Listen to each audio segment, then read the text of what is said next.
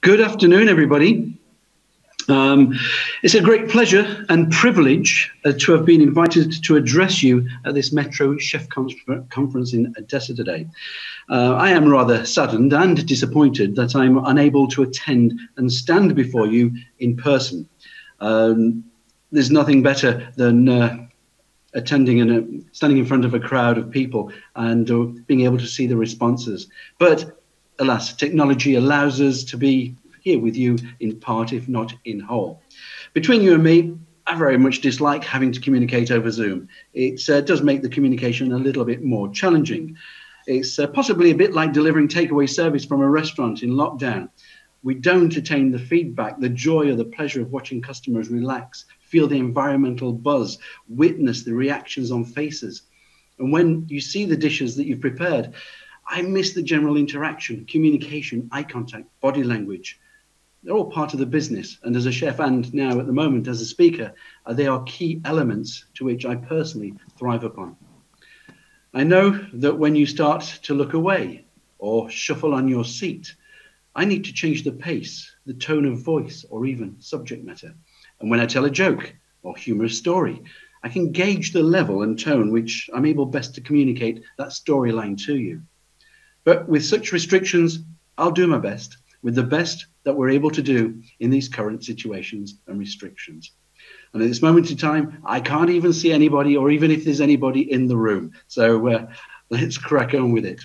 Now, the organizers have kindly asked me to discuss or at least cover a few areas today, such as how to reduce food costs of a dish, how to create stunning plate of food using local ingredients, and the importance of seasonality. Whenever I'm asked a question, I feel that it's only right not to give you a direct answer. Not because I'm mean, but it would simply be wrong. It prevents the actual learning process. We are, as we know, so many different types of people. We work with different styles of food and beverage and different operations. Each one has a point of difference. And like each one of you listening to me today, each one of you are individuals. On this basis, my answer will be general and open for you to take from it whatever you feel may best work for you as an individual for your individual operation. Let's start off then with how to reduce food costs from a dish. It's a massive question, and I would need to look at each dish realistically to be able to prescribe the best and most suitable way for you to achieve this. Other than turning every restaurant on this planet into a franchise or a pizza or pasta restaurant where your GP versus what the clients are happy to spend, they are possibly the most financially achievable. And hence one of the reasons there are so many around. Low production costs, controlled portion sizes, client perception of obtaining large volumes of food, you know, that big pizza, that big bowl of pasta, limited staff and overheads in the kitchen, limited setup and running costs, limited training. These are just a few on how to keep your food costs low. However, as chefs working on a different level, we need to look at things in a slightly different way. Whilst there's financially good GPs to be made, none of us here would like to see every restaurant turned into a pizzeria or a franchise. Instead, I'm going to offer you a longer answer, but one that I hope is going to be relevant, not only to this particular question, but to many more including. Let's start off by talking, or should I say, let's start off on taking you on a culinary career journey. How many of you enjoy history? I can't hear an answer. That's one of the joys of Zoom. But you made some, I asked that question once to a load of students, and I think 3 out of 25 put their hand up and said that they like food history. I was disappointed with that answer. So I hope in that audience there's a few more of you that enjoy history. The reason I ask is due to not only because it's a passion of mine, it's the fact that I believe in the food history and the food originations are one of the most important factors. And I also believe that if you fail to look at history, it will be at your own peril. I want to go back to my own personal history. I'm going back, I won't tell you how many years, but I was at the age of 14 when I started working in restaurants and hotels at weekends and in school holidays. Alas, at that age, I was too young to work in kitchens. There were legal restrictions. So I helped out as a waiter. At the age of 16, I went to catering college and continued to work in restaurants. But this time, I was able to transfer over into the kitchen and work evenings, weekends, and holidays. Loved it. College during the day, working in a restaurant at night. However, one of my first jobs at the age of 16, and one that I must admit has been the most important in my entire career, none more so than in the latter days of my career, when I was looking after the hors d'oeuvre trolley. It was only a small 50-seater restaurant. Now, the hors d'oeuvre goes back hundreds and hundreds of years. Most countries have something similar. Mezzes, tapas, think of it in that line. But the hors d'oeuvre trolley itself became, I'm smiling because I can remember it so vividly. The hors d'oeuvre trolley came along in most parts of European restaurants and certainly across the UK, around about the 1960s, I believe. Yeah, okay, too young there, but around about the 1960s it came in. Now, the interpretation of the word hors d'oeuvre basically means outside of work, hors meaning outside, and d'oeuvre is your work. Whilst other interpretations of this very word in different languages can also mean chef's masterpiece. Now, the hors d'oeuvre trolley consisted of 5 rotating shelves designed on decorative 4-wheel movable wooden trolley, and it was wheeled around a restaurant. Each of these 5 shelves contained 5 ceramic containers. Below this was a wooden shelf where you'd put things like plates and cutlery. Every evening, my first and most important job for the restaurant was to seek out trimmings, offcuts of meat, fish, you name it, anything from bread to potatoes, and everything and anything in between. Nothing within that kitchen was to go to waste. At the age of 16, with limited knowledge, I had to think quick and create 25 small dishes to fill 25 ceramic pots, each one of them to be placed on the trolley for the evening service. Every dish had to be scrutinized by the challenging, let's put it that way, executive chef. Not forgetting we were all working on classical French cuisine, ensuring the right presentation, the right sauces, the right dressings, the correct accompaniments for each and every dish. My lifesaver was the Répertoire de la Cuisine, written by a French chef to the Duke and Duchess of Roxburgh in London. This, I still have it today, is the original copy, and that was my biggest education at the age of 16. It classifies and highlights virtually every garnish that is needed in classical cuisine. And it has about 30 different classical accompaniments just for hard-boiled eggs. It has the same for poached eggs and scallop. It's got everything in there. It was my lifesaver. So looking and thinking about every food item within the kitchen and then marrying it up with a classical, which was all around me. One of the biggest challenges was not using anything whatsoever that the chefs actually needed for their own particular dish. So it was also about communication. And whilst I wasn't aware of it at the time, in effect, what I was delivering for the restaurant, because my wages were fairly cheap also, I was delivering a fantastic gross profit to the business. Items that could not be used anywhere else in the kitchen would have been possibly thrown away. They were all safe and edible, of course, but little trimmings of virtually everything. Sticking to the art of classic French cuisine allowed me to control my dishes, understanding them. And as a 16-year-old, to be able to do that and have free reign of the kitchen, or should I say the ingredients and offcuts, could have been disastrous for the chefs and for the restaurant. So you know, it was a huge, huge challenge. I dreaded it at the time, in all honesty, because it was possibly too challenging for a young fella still learning, but I embraced the challenge. I took it on board. Each dish had classical accompaniments. And it was absolutely wonderful to be able to control, learn, and develop, and every dish be scrutinized, learn to understand other people's views, other chefs, and classical cuisine. Additionally, from this hors d'oeuvre trolley and my learning curve and the financial saving grace potentially for the restaurant was from the customer position. The trolley added visual stimulation. The guest could see and select what they would like to eat. It also added entertainment, interaction, skillmanship from the front of house team. Additionally, and also importantly, as a lot of you would appreciate, it took the pressure off the kitchen during busy periods. So in effect, a win-win situation: client, accountant, and of course the chef.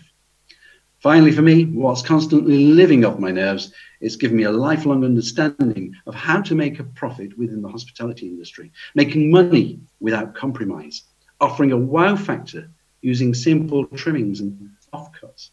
It's also taught me about garnishes, accompaniments, flavors, presentations, and textures. This had to be the #1 lesson in culinary accountancy on how to survive in the restaurant and hotel business. As I moved from hotel to restaurant and even country to country to learn my craft, it quickly became apparent that my chosen profession was not just about being a chef and accountant. I also needed to become an architect, a builder, an author, a musician, an artist, a magician, a scientist, a psychologist, and now even a nutritionist. My additional self-inflicted roles I can add on to that list is a food archaeologist and an entertainer, both of which I love to do. To me, all of them have a great and even equal importance on the success of a business and of being a chef. Now, I've randomly selected a few examples. Let's start off with being a chef, accountant, architect. I'm going to ask another question, and I won't be able to hear an answer, but let's go with it. How many of you have pets or children? Well, this may resonate easily with you. Alternatively, the rest of you think back a few years to when you yourself were young children. As chefs, we all have to create and write recipes for the enjoyment of our fellow humans. But how many chefs think about our basic animal instincts? To some, it may come naturally, but the next time you think of creating or writing a recipe or menu, think about writing it for chimpanzees or monkeys or puppies. These need stimulation. Puppies and chimpanzees need entertainment. Both are happy surrounded with playthings. You know what? Think of the plate as a playground. A playground is a place that adds stimulation. It's got shapes, it's got textures, it's got colors, it's got things to keep us humans amused and entertained. And a well-designed dish can be constructed in exactly the same way.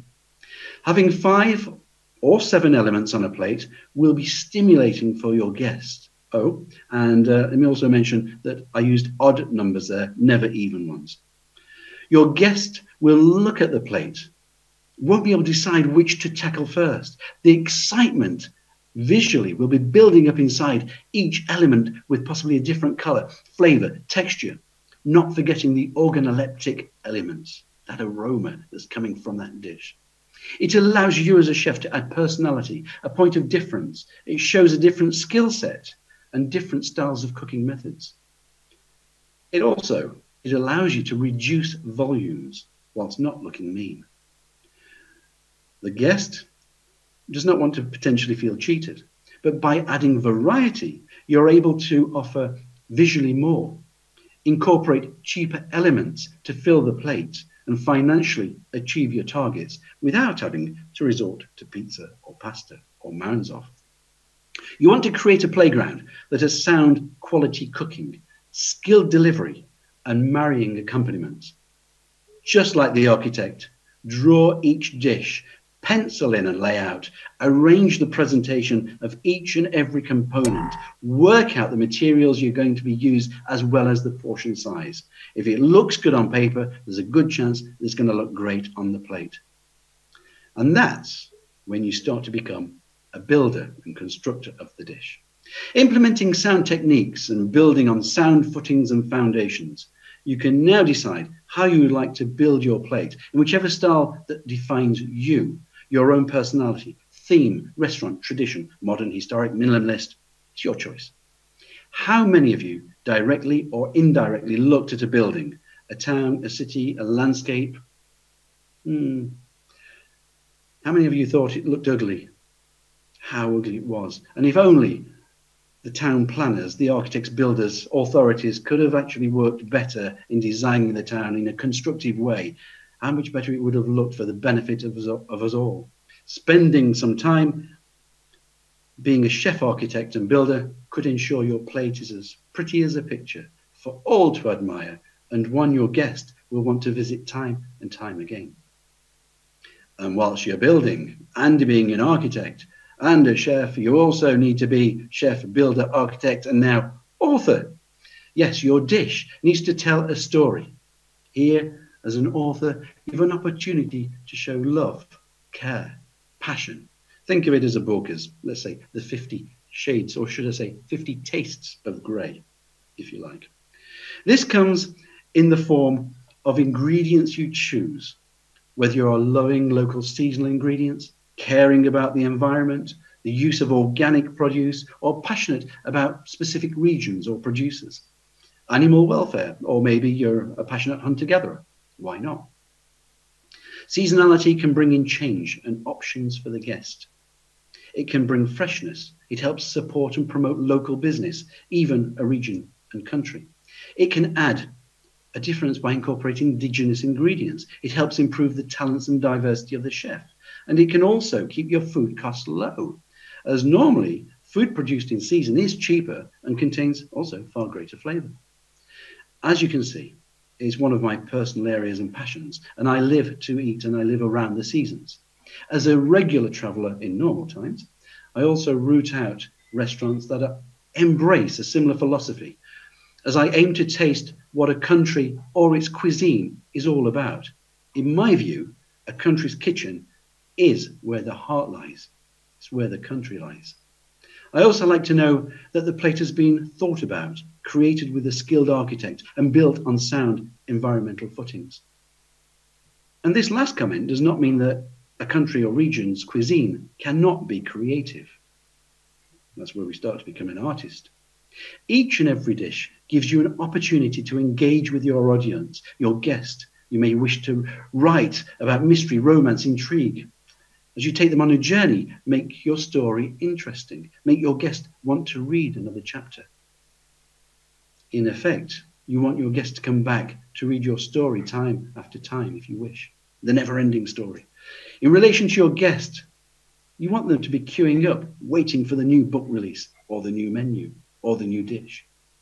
Whilst my analogies can go on, and I've not even reached the part where we need to discuss to be an artist or a scientist or a psychologist, I will end this thought process on a musical note. For we also need to be musicians.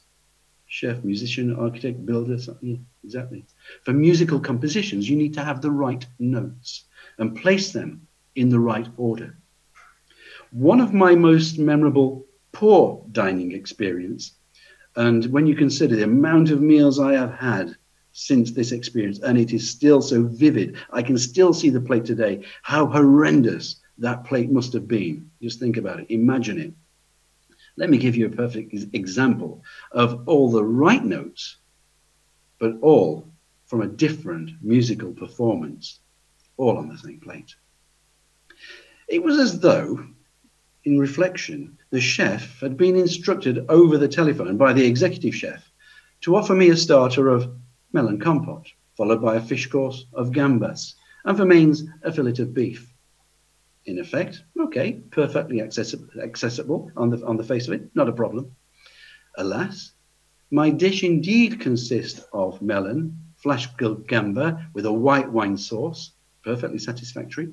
But alas, this is where the notes started to go a bit flat, because on the same plate was also the fillet of beef in red wine sauce, accompanied with the Ogan melon, warm Ogan melon, also on the same plate. All I can say is if the chef was an artist, he would be Picasso. If he was a musician, he would certainly have been deaf. Alternatively, he must have been higher than the Beatles back in the 1960s. Alas, I'm sure you can tell, it was not a good gastronomic experience. In a nutshell, think of your main ingredient, build around it with marrying accompaniments, think about the playground of colors and textures, tell your story with local and seasonal, and you won't go far wrong. Now, I hope that this has in some way caused food for thought, triggered a few ways for you to continue building your path to success whilst taking achievable routes to make it financially viable without compromise. As mentioned before this, it's fairly generic, and anyone who needs assistance in building and developing process based on a one-to-one consultancy tailored specifically for your own needs, please do not hesitate to give me a shout. I'm always available also on Instagram, Facebook, and Twitter. And all I can say now is, once again, sorry I can't be there in person, but hopefully I will soon. I've had the vaccine, and now I should be able to fly soon. But all I can say is thank you very, very much for listening.